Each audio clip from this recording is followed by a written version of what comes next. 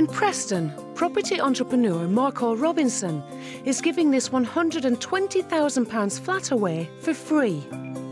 But he's been swamped with applications. When 8,000 people apply for your home, all of whom have got amazing stories, powerful, strong, tragic events that have happened to them, all you can do is really pick out a few that really stand out amongst all those thousands.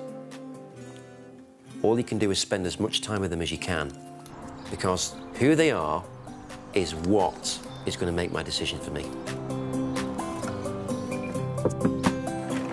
Okay, I'm coming.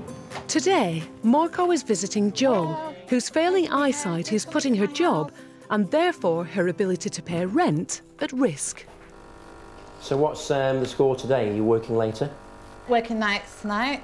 It's my last two. I'm on day 5 of my working week today. So what hours tonight? 10 while 7 in the morning. That is intense. It is, but I've worked hard to be good at my job and to be accepted in my job, and I love it. So it is what it is. Yeah. Pays the bills, above all else. There you go. Jo regularly works 50 hours a week, but even then, 2/3 of his salary still goes on rent and bills. How long do you think you can keep doing what you're doing? Well, it's my decision at the end of the day. Of course it is. Whether I can do it or not. And much as I was brought up to never say I can't, yeah, sometimes you've got to be the bigger person. It's a very tough decision for you, that. It is, because there's only my money comes in. So that's why I'm at a bit of a crossroads in my life, really. Jo has always dreamt of owning her own property, but with a salary of just £24,000 and no savings, she's unable to get a mortgage. What difference would it make to you if you had your own home? And Security, you have to worry about security, peace of mind. I can put my head on the pillow and think, this is my little corner of the world. Yeah. But it's just one of them lucky breaks that you only ever dream about, innit? Really? You think, that won't happen to me, that.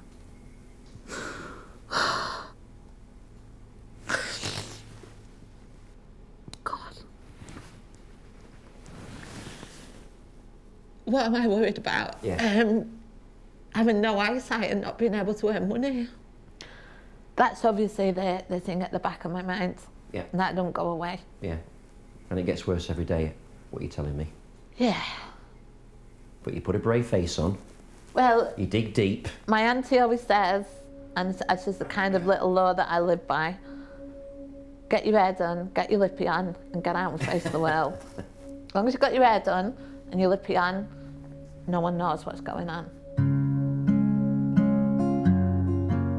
You think about Jo, but there are actually thousands or hundreds of thousands, if not millions of people in exactly the same situation where they don't have or will never have the chance of saving a deposit to buy a house. They're stuck in rental accommodation, which is increasing because no one else can afford a house, so that's in the most demand.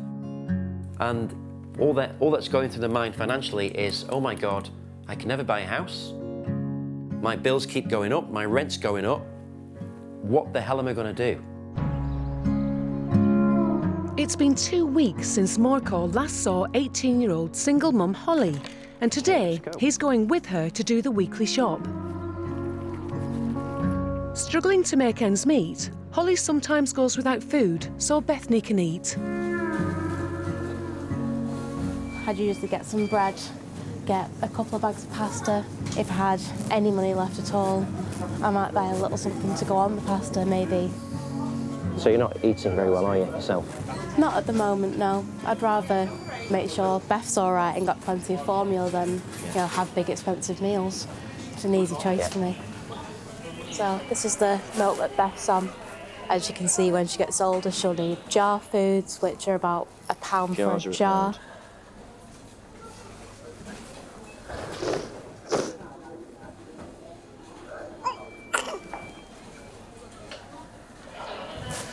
It's a very nasty place to be, but she needs you to be strong. It's just thinking of how little I can do for her. You know, I'm in such a bad situation with, you know, I can't give her a nice home, I can't give her a stable future, I can't give her the childhood she deserves. It makes you feel hopeless. When I speak to Holly today, it makes me feel very down. If I was her, what would I do? The only thing keeping her getting up in the morning is Beth. That's her strength. But every day it's a fight.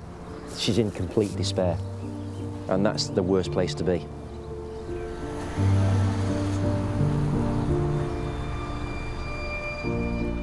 In Derby, the Alleys are another family facing an uncertain future. As failed asylum seekers, they are not a priority to be housed together, so have been forced to choose between living apart in temporary accommodation or sleeping together on the streets. When my children stop, we will sleep here and then separate. This is the bridge that you've found is the best place. Yes. Or 1 and 2. So you would sleep here? Yes. 1, 2, 3. I don't know what to say, really. I mean, so much shock that you're even thinking about living here. Yes. Because I can't imagine ever doing the same thing with my children. I mean, you know, it is... Really scared, really worried, really dangerous about them, and really sad.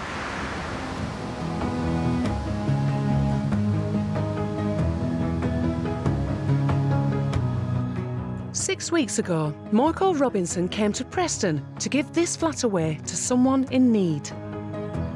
Who do you give it to? Who do you give it home to? Do you give that home to someone, a family who is literally homeless? Don't know where they're going to be in the next day.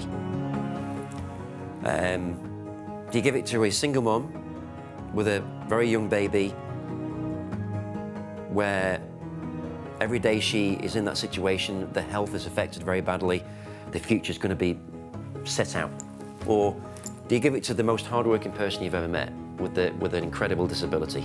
It's an impossible situation to be in. What do you do?